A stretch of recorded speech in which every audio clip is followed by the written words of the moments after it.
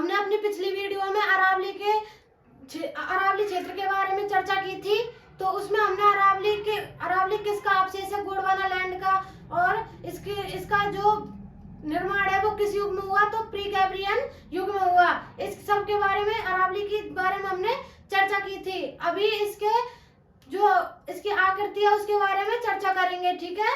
तो इसकी आकृति किसके समान है, तानपुरे के समान। अरावली की आकृति तानपुरे के समान है, लेकिन अबुल फजल ने इसे ऊंट की गर्दन के समान माना है, ठीक है। अबुल फजल ने इसे ऊंट की गर्दन के समान। तो देखिए, अरावली के बारे में चर्चा कर रहे थे, अरावली, ठीक है। तो देखिए, अरावली की जो आकृति है वो किसके समान है। अगर अरावली की आकृति की बात करें, आकृति किसके समान है, तानपुरे के समान, ठीक है, तानपुरे के समान। अरावली की इस जो आकृति है इसको किसके समान माना है, तानपुरे के समान। लेकिन अबुल फजल के अनुसार किसके समान इसकी आकृति, अबुल फजल के अनुसार, ठीक है। अबुल फजल के अनुसार इसकी आकृति कैसी है, तो ऊंट की गर्दन के समान, ऊंट की गर्दन के समान, ठीक है, ऊंट की गर्दन के समान। अबुल फजल ने इसकी आकृति को कैसा बताया, तो ऊंट की आकृति के समान बताया है, ठीक है ना। इसके बाद इसकी जो इसके उपनाम है उनके बारे में चर्चा करेंगे, ठीक है, कि इसको किस किस राज्य में, किस जिले में इसे क्या कहा जाता है। तो देखिए, इसके उपनामों की बात करें तो उपनाम, ठीक है।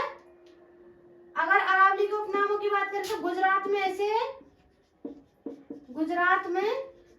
इसे क्या कहा जाता है, तो अरावली, ठीक है। गुजरात में इसे किस नाम से जानते हैं, अरावली के नाम से। सिरोही में इसे आबू के नाम से, ठीक है। और उदयपुर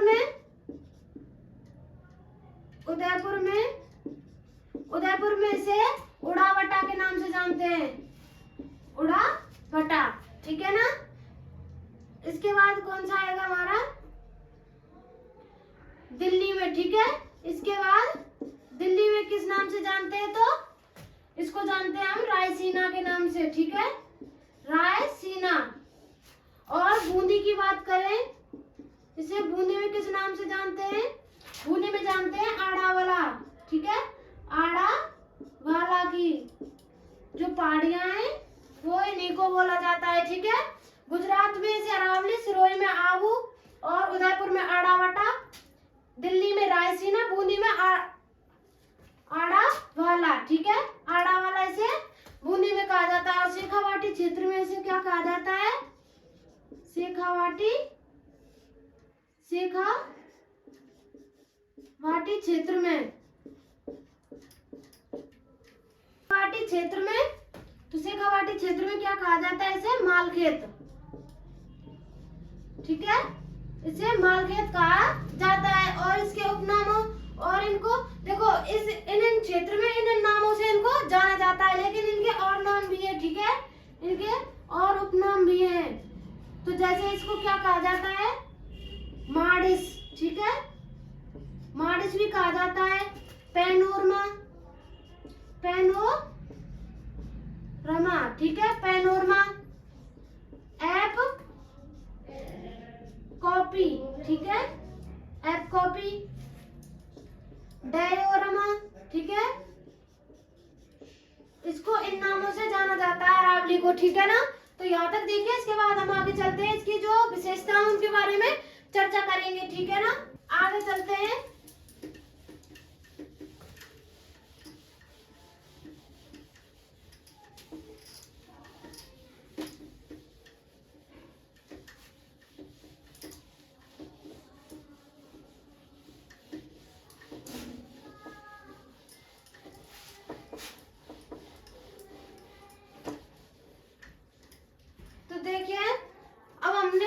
अब हम इसकी विशेषताओं के बारे में चर्चा करेंगे, ठीक है ना। तो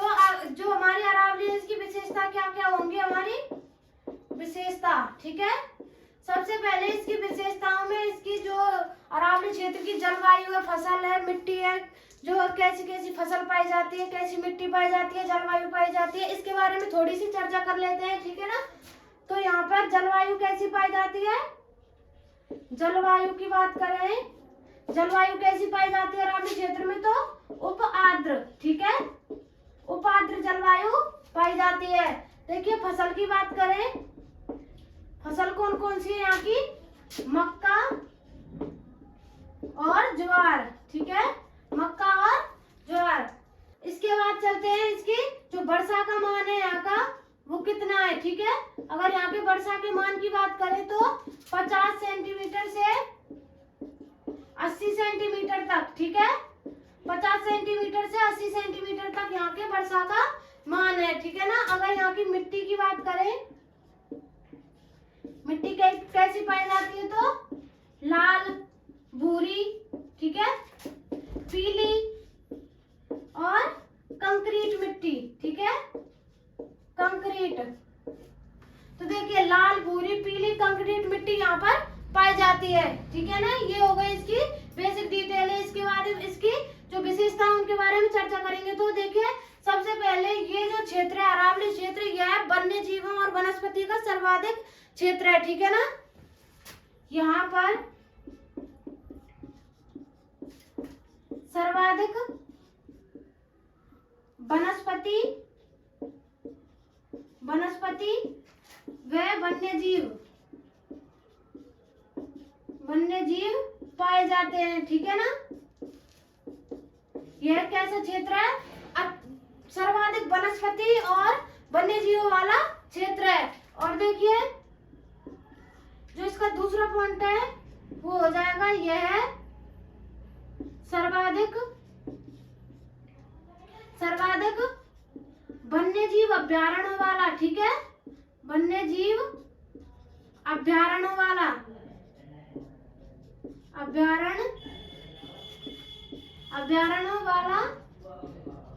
क्षेत्र है, ठीक है ना। ये कैसा क्षेत्र है, वन्य जीव अभ्यारण्यों वाला क्षेत्र है, वनस्पति और वन्य जीव वाला क्षेत्र है, ठीक है ना। इसके बाद इसकी जो और विशेषताओं उनके बारे में चर्चा कर लेते हैं, ठीक है ना। तो देखिए यहाँ की जो और विशेषताओं उनके बारे में चर्चा करते हैं। तो तीसरी विशेषता क्या हो जाएगी यहाँ की, यह न्यूनतम जनसंख्या वाला क्षेत्र है, ठीक है ना। यहाँ पर कैसी जनसंख्या पाई जाती है, न्यूनतम जनसंख्या वाला क्षेत्र है, जनसंख्या वाला क्षेत्र। यह कैसा क्षेत्र है, न्यूनतम जनसंख्या वाला क्षेत्र है, ठीक है ना। इसके बाद चौथा पॉइंट हो जाएगा हमारा, जो अरावली क्षेत्र है वहां पर सिंचाई किसके द्वारा की जाती है, ठीक है ना।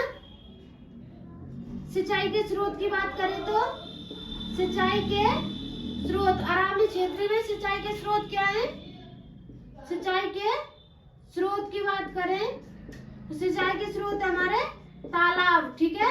यहाँ पर सिंचाई किसके द्वारा की जाती है, तालाबों के द्वारा, ठीक है ना। जो हमारी अरावली है उसको 3 भागों में बांटा गया है, ठीक है ना। अरावली को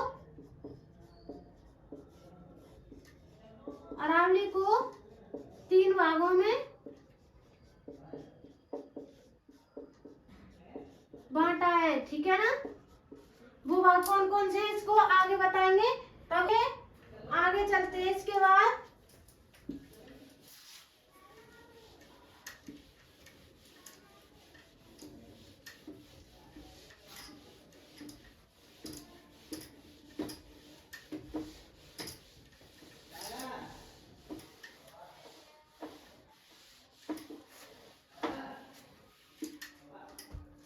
देखिए ये हो गई हमारे जो अरावली क्षेत्र है उसकी विशेषताएं, ठीक है।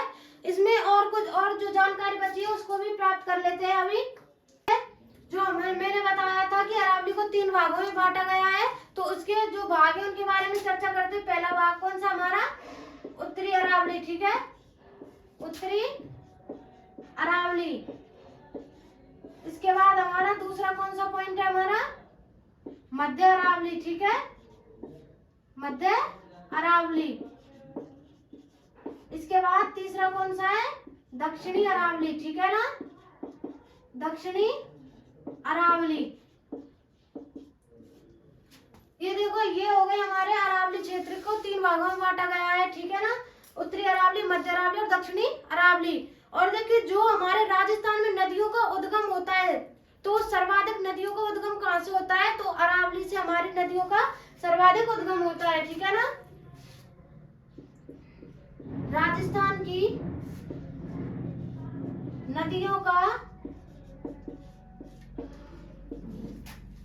उद्गम सर्वाधिक अरावली से होता है, ठीक है।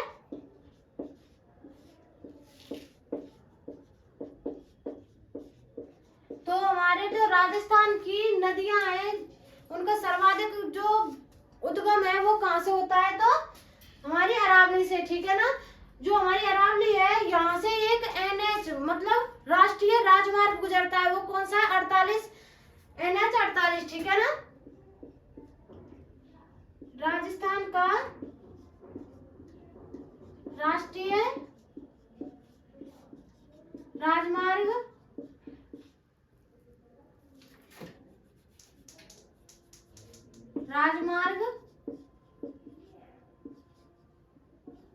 राष्ट्रीय राजमार्ग गुजरता है, ठीक है। वो कौन सा है, NH 48, ठीक है। और यह कहां से कहां तक जाता है, तो दिल्ली से मुंबई के बीच में चलता है, ठीक है ना, दिल्ली से मुंबई के बीच में। वो कौन सा राष्ट्रीय राजमार्ग है हमारा, तो NH 48, ठीक है ना।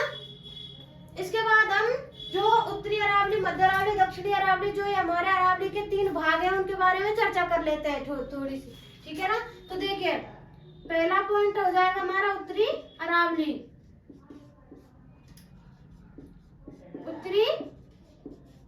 उत्तरी अरावली की बात करें तो यह कहां तक है इसका विस्तार, तो देखिए यह सिंघाड़ा तक है, ठीक है। इसका विस्तार कहां तक है, तो सिंघाड़ा तक, ठीक है ना। तो देखिए जो उत्तरी अरावली है इसका विस्तार कहां तक है हमारे, तो यह सिंघाड़ा झुंझुनू से सांभर, ठीक है। सांभर कहां पर है, जयपुर ग्रामीण में, जयपुर ग्रामीण तक, ठीक है ना। इसका जो विस्तार है वो कहां तक है, सिंघाड़ा झुंझुनू से सांभर जयपुर ग्रामीण तक, ठीक है ना। जो हमारी जो उत्तरी अरावली है इसकी ऊंचाई कितनी है, सॉरी जो इसका विस्तार है वो सिंघाड़ा से सांभर तक है, ये आपको पता है, सिंघाड़ा से सांभर तक। लेकिन यह कहां से कहां तक फैली हुई है, किस किस जिले में फैली हुई है इसके बारे में देख लेते हैं। तो वो कौन कौन से जिले हमारे राजस्थान के किस किस जिले में फैली हुई है, तो झुंझुनू में, ठीक है, झुंझुनू में। इसके बाद नीम का थाना, खैरथल तिजारा,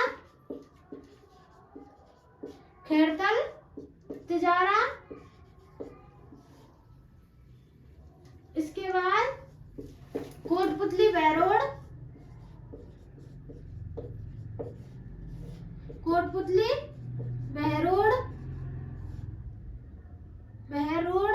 इसके बाद आ जाएगा हमारा जयपुर ग्रामीण।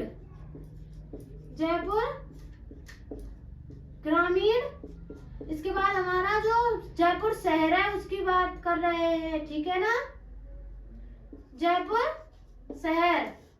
इसके बाद कौन सा आ जाएगा हमारा, डीडवाना कुचामन और दौसा। इसके बाद अलवर,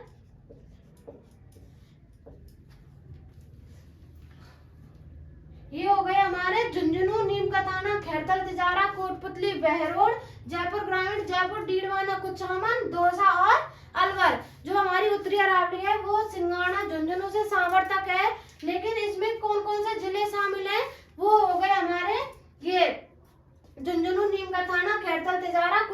बहरोड, जयपुर ग्रामीण, जयपुर, डीडवाना, कुचामन, दौसा और अलवर। ठीक है ना। इसके बाद इसकी जो ऊंचाई है उसकी बात कर लेते हैं। ठीक है ना। उत्तरी अरावली की ऊंचाई की बात करें तो कितनी है? 450 मीटर। ठीक है, 450 मीटर इसकी ऊंचाई है। तो देखिए यहाँ तक। इसके बाद आगे चलते हैं, उत्तरी अरावली की आगे और जानकारी प्राप्त करते हैं। ठीक है ना।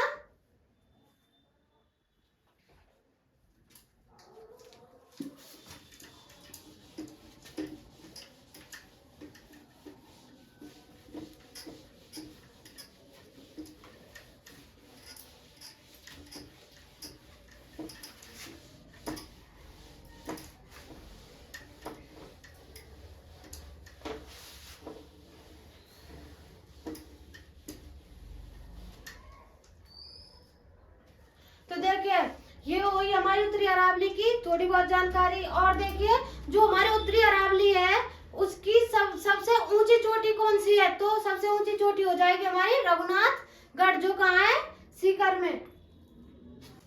सबसे ऊंची चोटी की बात करें तो उत्तरी अरावली की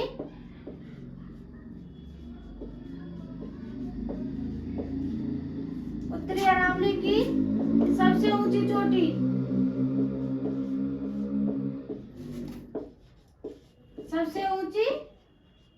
चोटी वो कौन सी होगी? हमारी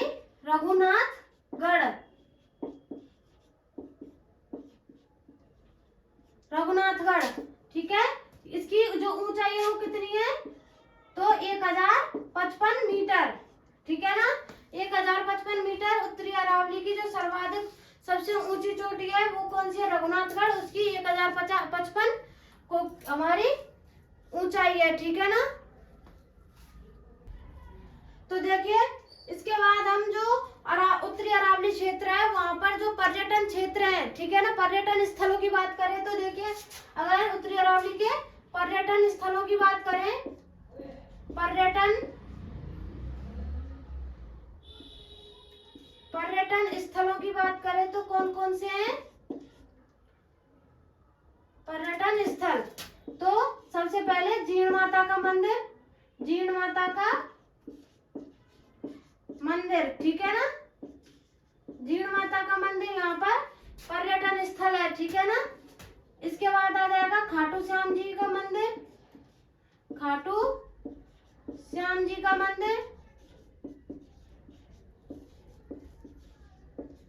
इसके बाद गलताजी माता का मंदिर,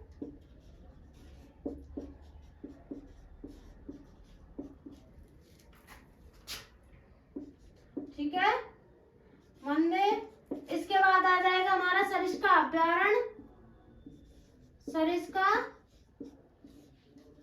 अभ्यारण्य। ये यहाँ के पर्यटन स्थल है। ठीक है ना। तो देखिए यहाँ तक।